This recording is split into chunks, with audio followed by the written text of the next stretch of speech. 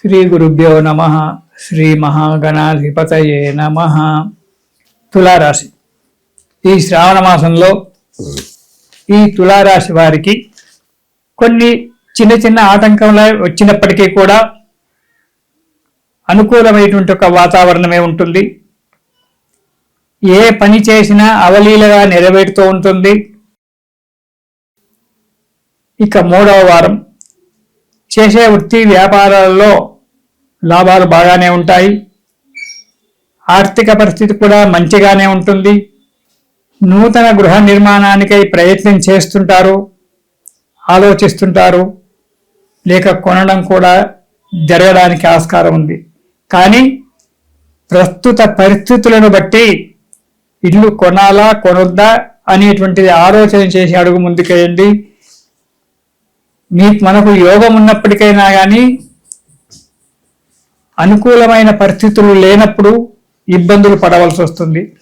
జాగ్రత్తగా ఆలోచించి దాని గురించి గృహం గురించి ఆలోచించి అడుగు ముందుకేయండి. గృహం కానీ స్థలం కానీ చాలా జాగ్రత్తగా ఆలోచించి ముందుకు అడుగు వేయండి. ఇక 4వ వారం కనుక చూసుకున్నట్టయితే ప్రతి పనిలో విజయాన్ని సాధిస్తారు. ఏ పని చేపట్టినా అన్నిట్లలో విజయాన్ని సాధిస్తూ అడుగు ముందుకేస్తుంటారు. మీకు రావాల్సినటువంటి ఒక ధనం మీకు చేతికి అందుతూ ఉంది. దానివల్ల కార్యక్రమాలన్నీ కూడా ఇబ్బందులు లేకుండా గడిచిపోతూ ఉంటాయి. కొత్త కొత్త వారితో పరిచయాలు ఏర్పడము, రాజకీయ నాయకులతో పరిచయాలు ఏర్పడము, దానివల్ల మనశ్శాంతి కొంత కోల్పోవడము, కొంత జరగడము అనేటువంటి జరుగుతుంది.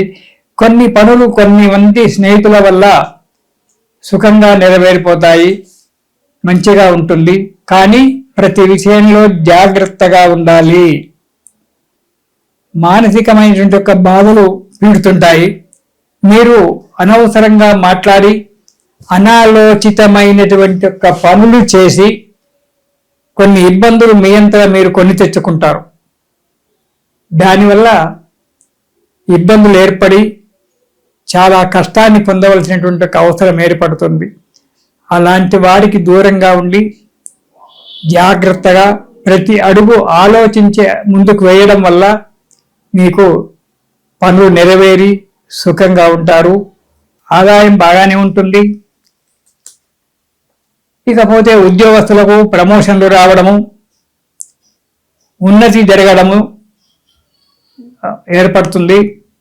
విదేశాలకు ప్రయాణం చేసేటువంటి వారికి మంచి శుభసూచకంగా ఉంది. ఇక కొత్త బంధుత్వాలు ఏర్పడేటువంటి ఒక సమయం కూడా ఉంది. వివాహ యోగం, తులారాశి వారికి వివాహ యోగం కూడా మంచిగానే ఉంటుంది, కనబడుతుంది. అవసరాలకు తగినటువంటి ఒక ధనము మీకు సమయానికి చేకూరుతుంది. కార్యక్రమాలన్నీ కూడా నిర్విఘ్నంగా నెరవేరడం అనేటువంటిది జరుగుతూ ఉంటుంది. ఆరోగ్యం కూడా మీకు సమయానికి సహకరిస్తూ ఉంది.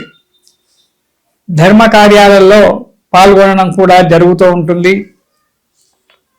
దానివల్ల ధర్మ కార్యాలు, భక్తి కార్యాలలో, దైవ పూజలలో పాల్గొనడం వల్ల కొన్ని ఇబ్బందులు భగవంతుని యొక్క అనుగ్రహం వల్ల తొలగిపోయేటువంటి ఒక యోగం కనబడుతూ ఉంటుంది. ఇక ఈ తులారాశి వారికి శ్రావణ మాసంలో మొదటి వారం కనుక చూసుకున్నట్టయితే చేసేటువంటి ఒక కార్యక్రమాలలో ఆశించినటువంటి ఒక లాభాలు కనబడుతూ ఉంటాయి. సంతోషంగా ఉంటుంది. శుభకార్యాలు చేయడము అనేటువంటిది జరుగుతూ ఉంటుంది, లేదా వాటి గురించి ప్రయత్నం చేయడము అనేటువంటిది కూడా జరగడానికి ఆస్కారం ఉంది. తులారాశి వారికి గృహయోగం ఉంది. గృహాన్ని కట్టుకోవడము లేక కొనుక్కోవడము అనేటువంటి జరగడానికి ఆస్కారం ఉంది.